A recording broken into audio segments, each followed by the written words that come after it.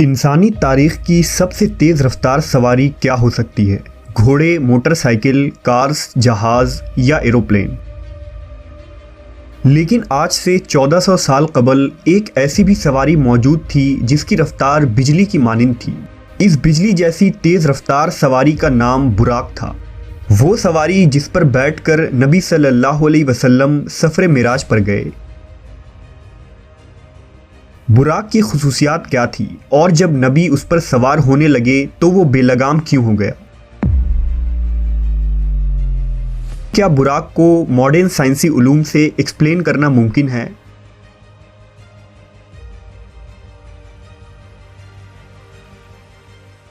واقعہ معراج تاریخ انسانی کا ایک ایسا حیرت انگیز اور انوکھا واقعہ ہے جس کی تفصیلات پر انسانی عقل حیران رہ جاتی ہے۔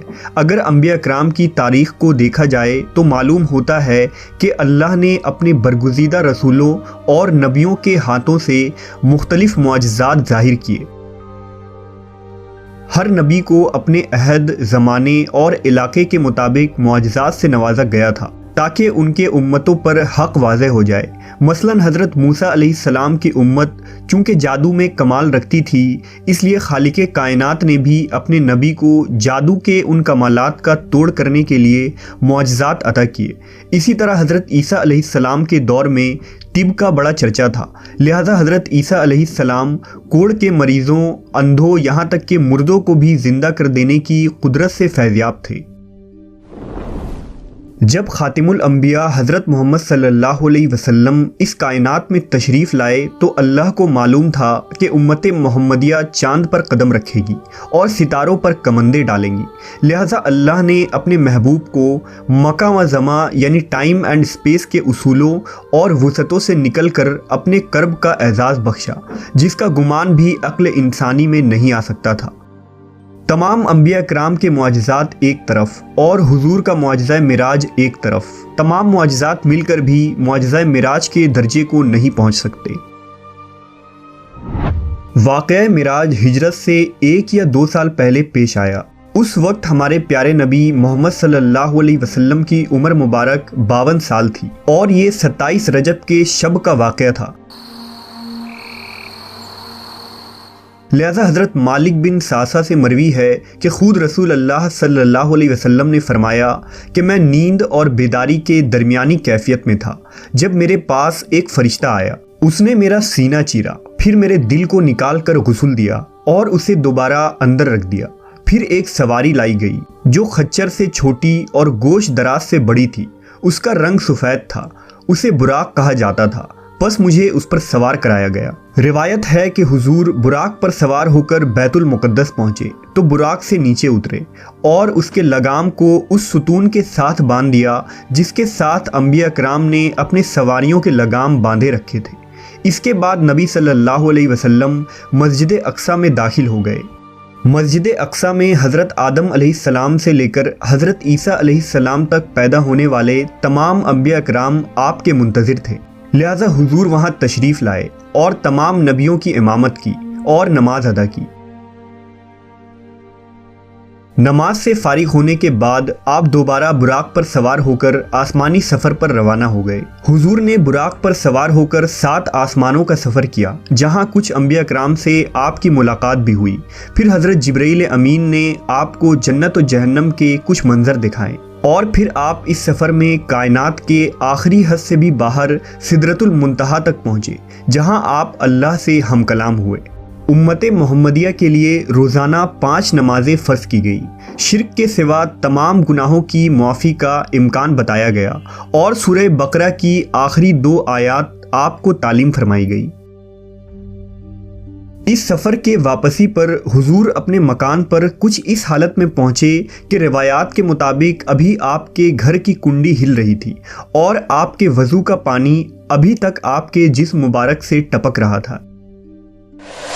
معراج کے اس واقعے کو اللہ نے انتہائی تفصیل کے ساتھ قرآن مجید کی سورہ اسراء میں یوں بیان کیا ہے: پاک ہے وہ رات جس نے راتوں رات اپنے بندے کو مسجد حرام سے مسجد اقصیٰ تک سیر کروائی، جس کے ارد گرد ہم نے برکت رکھی ہے تاکہ ہم اسے اپنی کچھ نشانیاں دکھائیں، بے شک وہ سننے والا دیکھنے والا ہے۔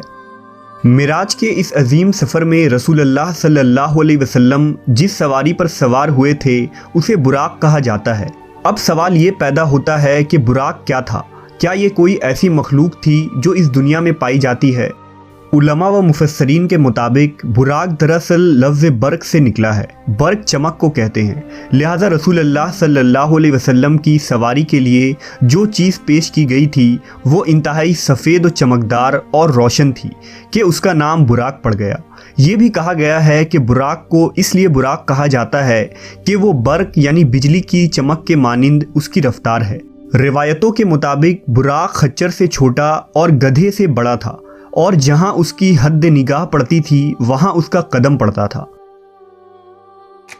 علماء کے ذہن میں یہ سوال بھی پیدا ہوا کہ اللہ نے حضور کی سواری کے لیے براق کا ہی انتخاب کیوں کیا، جبکہ وہ اس بات پر قادر ہے کہ بغیر کسی سواری کے آپ کو سفر کے تمام مراحل طے کروا دیتا۔ لہذا فتح الباری کے مصنف حافظ ابن حجر نے اس ضمن میں لکھا ہے کہ اسراء و معراج کے سفر میں سواری کے چناؤ میں بڑی حکمت ہے، حالانکہ اللہ اس بات پر بھی قادر تھا کہ اپنے نبی کے لیے زمین کو سکیڑ دیتا، لیکن اللہ نے سواری کا انتظام اس لیے کیا تاکہ اللہ کے رسول کو انسیت و مانوسیت ہو، کیونکہ بادشاہ جب اپنے مقربین کو اپنے دربار میں بلاتا ہے تو اس کے لیے سواری روانہ کرتا ہے۔ کچھ علماء براق کو ایک جنتی جانور قرار دیتے ہیں جو خصوصاً معراج کی رات کو ہی حضور صلی اللہ علیہ وسلم کی سواری کے لیے اس زمین پر آیا تھا۔ لہٰذا امام ترمذی نے ایک روایت نقل کی ہے کہ جب جبرائیل علیہ السلام نے براق کی لگام تھامی اور رسول اکرم صلی اللہ علیہ وسلم کو اس پر سوار ہونے کی دعوت دی تو براق حضور کو دیکھ کر کانپ اٹھا اور بے لگام ہو گیا۔ لہٰذا جبرائیل امین نے اس سے کہا کہ ٹھہر جا، اللہ کی قسم رسول اللہ سے بہتر کوئی شخص اس سے پہلے تجھ پر سوار نہیں ہوا۔ لہٰذا جب تاجدار کائنات محمد صلی اللہ علیہ وسلم براق پر سوار ہوئے تو وہ فخر و مسرت سے ناچنے لگا کہ آج اسے اس عظیم شخصیت کی سواری ہونے کا لازوال اعزاز حاصل ہو رہا ہے۔ بعض علماء نے یہ بھی لکھا ہے کہ براق کا چہرہ انسانی چہرے کی مانند ہے اور انسان کی طرح سننے اور سمجھنے کی صلاحیت بھی رکھتا ہے، لیکن قرون وسطیٰ یعنی خصوصاً بنو امیہ اور بنو عباس کے دور حکومت کے مسلمان فنکاروں، شاعروں اور مصوروں نے جس طرح براق کی تصویر کشی کی ہے اس کا کوئی ثبوت قرآن و سنت یا تاریخ کے کسی بھی کتاب میں موجود نہیں ہے۔ ان پینٹنگز میں عام طور پر براق کو ایک ایسے مافوق الفطری گھوڑے جیسا بنایا گیا ہے جس کے سر کی جگہ ایک عورت کا چہرہ دکھایا جاتا ہے۔ ایسی کوئی دلیل اسلامی روایات سے تو نہیں ملتی، البتہ دوسرے مذاہب اور قوموں میں اس طرح کی دیویوں کی خیالی تصویر ملتی ہے، اور ممکن ہو کہ اجمی مسلمانوں نے انہی تصویروں سے متاثر ہو کر انہیں براق پر چسپاں کر دیا ہو، جبکہ براق نر تھا یا مادہ اس کے متعلق بھی کوئی مستند شواہد موجود نہیں ہے۔ واقعہ معراج اللہ کا ایک معجزہ تھا، جس طرح سے ہر معجزے کو سمجھنا اور ثابت کرنا انسانی عقل کے لیے ممکن نہیں، اسی طرح سے معراج کے اس سفر کو سمجھنا انسانی ذہن کے لیے ناممکن ہے۔ لیکن جدید فزکس نے گزشتہ صدیوں میں ایسا نظریہ پیش کیا ہے جو قابل غور ہے۔ آئنسٹائن، جسے پچھلی صدی کا سب سے بڑا سائنٹسٹ مانا جاتا ہے، اس کی تھیوری آف ریلیٹیوٹی جدید فزکس کی بنیاد ہے۔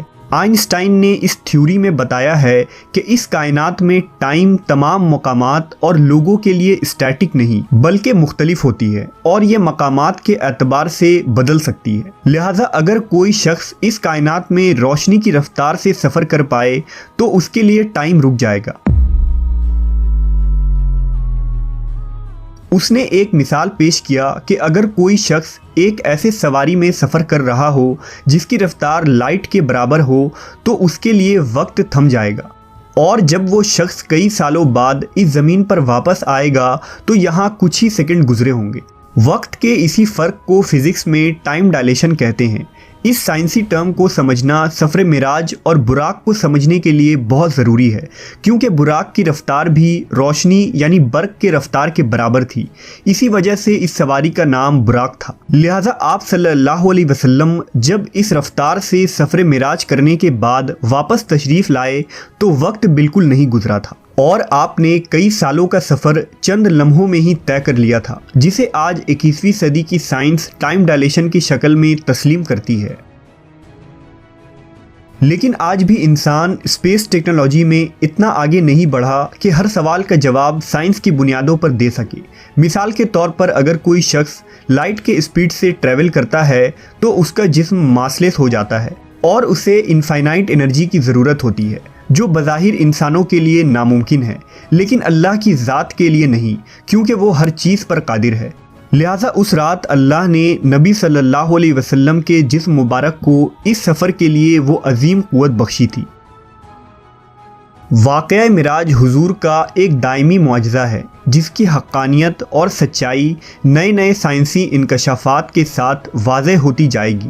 جیسا کہ کسی شاعر نے کہا کہ پھیلائے ہوئے گوشۂ دامن تجسس، سائنس محمد کا پتہ پوچھ رہی ہے، صلی اللہ علیہ وسلم۔